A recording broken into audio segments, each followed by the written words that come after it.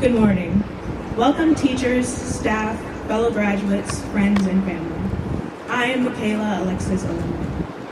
As I stand before you, I'm quite sure most of you have finally had the one looming question answered that has lurked in your minds for years. And the answer is yes. Yes, I do speak. I have spent most of my time here at the Academy hiding from the spotlight, and yet here we are. All jokes aside, I feel so privileged to be able to speak to all of you this morning. Well, surprised and privileged. You see, these classmates of mine are a tough group of students. Any one of us could just as well be standing up here giving their own version of the valedictorian speech. We are the best of the best. Most of us have known each other for years, and with such a small-sized class, we are in a lot of ways similar to siblings. We have learned so much about one another over these years, and I'm so happy that they have become an integral part of my life. So much so that it's hard for me to imagine a life without them, as we all had our separate ways to attend various colleges around the country. While some of us have chosen to leave the nest and venture just a few miles away, others have chosen a trajectory that takes them thousands of miles away from the small place that we have grown to call our second home. I have spent a lifetime here at Morgan Park Academy. 10 other fellow graduates and I are what you call lifers. I have known no other school. I have literally grown up here on this beautiful campus that you sit on today. I thank my parents for choosing the Academy as my beginning and my end. The fact of the matter is, though, I had no choice. I'm not only a lifer, but I'm also a legacy. My uncle, today's commencement speaker, graduated from the Academy in 1992, and my mother graduated from NPA in 1989. My grandfather and mother are both past trustees on the board, and my grandfather is a Hall of Fame member here at the Academy for all of his dedication. In fact, my mother will become a Hall of Fame recipient this fall at homecoming. So as you see, my family breathes and bleeds NPA. And while I had no other choice, there could not have been any better decision. I simply love it here. I love all the teachers that have dedicated their time to us. I love the administration who go out of their way to make sure the students have a beautiful campus, the best technology, and make sure the day-to-day happenings move just right. I love the coaches who, despite our shortcomings, still push us on and take all the time to teach us the game. But most of all, I love my classmates. We push one another to be the best that we can be. We cheer each other on so we can in class and around. And with that, we have gone to state in ICTM, won regionals in basketball and volleyball, represented tennis in the state finals, and participated in the state chess competition, to name just a few. Clearly, we do not just shine in the classroom, we are competitive in many other areas of life. We are an impressive bunch, and you can see that by noting all of the wonderful places that we have chosen to start our next chapter in the book of life. As you look at us all, remind yourself that we started high school with an idea of just how we wanted our 4 years to roll out. Instead, just as our freshman year reached its peak, we were confronted with the biggest obstacle that some of us had ever faced. It entered as a tiny particle in the world, but it ravaged every aspect of life and took down giants. The pandemic shut down all the plans we had created for ourselves. We ended our first year of high school unable to finish learning on campus, unable to play soccer after weeks of practice and receiving our uniforms, and unable to finish dreams that we had started.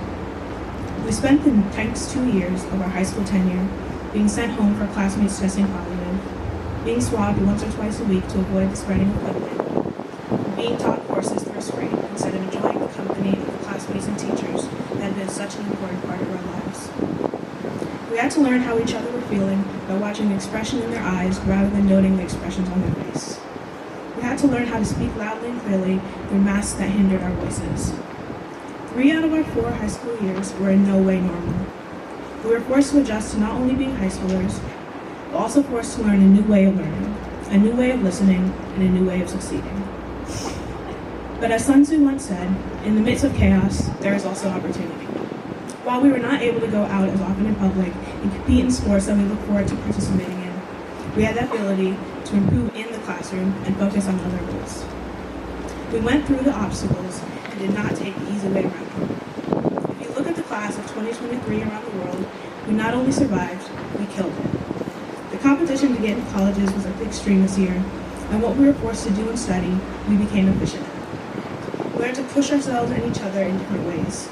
We did not sit back and let the obstacle become the excuse. We took the bull by the horn and persevered through. And I cannot think of any other group of people to have gone through all of this with. We were there for each other, cheered each other on, and continued to be special and resilient. And so much of this we owe to the dedicated staff here at the Academy. While we were taught through Zoom, we were still able to actually see our teachers and each other.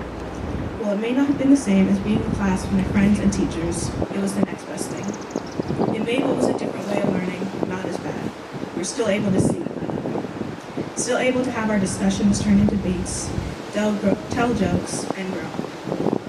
While it was a non-traditional way of learning, at least it was something.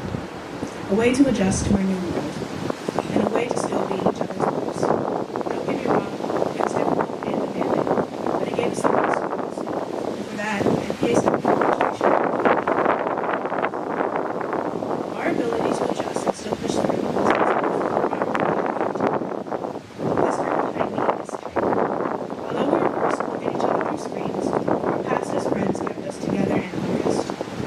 My very first friend here at NPA was our last names followed each other now, so we were bound to get to know one another from the start, and it was not hard to befriend her. She welcomed me into her circle with a warm smile and has remained a very good friend to this day. I especially remember the world language trips we went on and all the fun we had. I will miss you tremendously.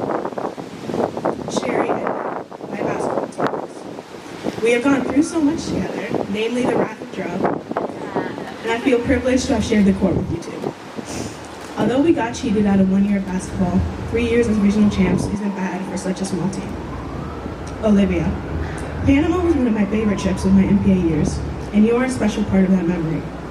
We had the best of times experiencing another culture and exploring a new part of the world. Taylor and Leigh. I'm glad I was able to play tennis with you guys, spending time together outside of the classroom. Kennedy. Sharing a room with you in Italy and Greece was a highlight of this year, and staying up to laugh and chat were best.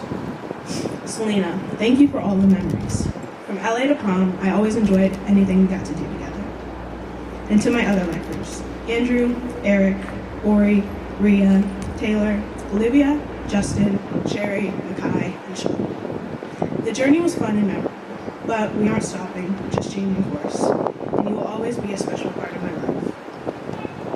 To the teachers, you have all become a second set of parents to me, looking out for my well-being and guiding me on the correct path. I remember coming home one day to get a talk from my mother who informed me that Miss Skolin had spent teacher conferences letting her know that my food choices for lunch were not the best and that maybe we should have a talk about better foods to purchase. Coach P and Coach O, who are also my mother's coaches, started me off on my love for sports here at the Academy, and I thank them for their encouragement. Miss Panic. Chemistry with you has made my love for the subject grow so much that is what I plan to major in while attending college. And your encouragement as I played tennis helped me embrace the sport and desire to continue playing in the future. Señoras Ortiz and Harris taught me growing Spanish language.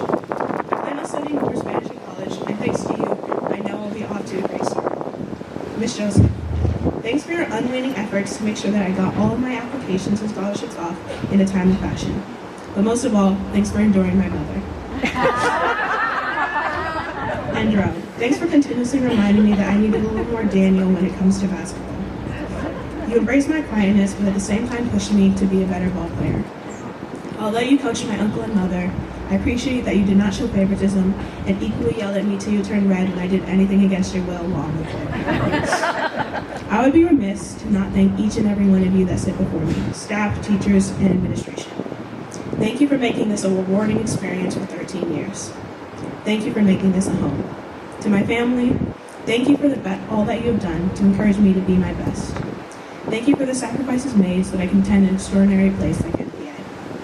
You have continued to show me love no matter what and cheered me on when I needed you most. You are the reason I stand in front of this podium today. As I wrap this up, I would love to leave you with two thoughts.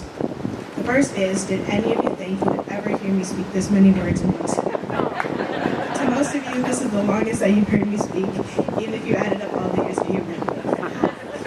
But I've been able to do so because of the love that I know that sits in those seats behind. They've had my back for years, and I knew that they would remain by my side during these long 8 to 10 minutes I was given by Joe to speak. My second thought is to my classmates. I want to read to you the characteristics that define family. Support, love and caring for other family members, providing security and a sense of belonging, open communication, making each person within the family feel important, valued, respected, and esteemed. As I read this, and I look at each and every one of you, I can't help but notice that this defines you, my family.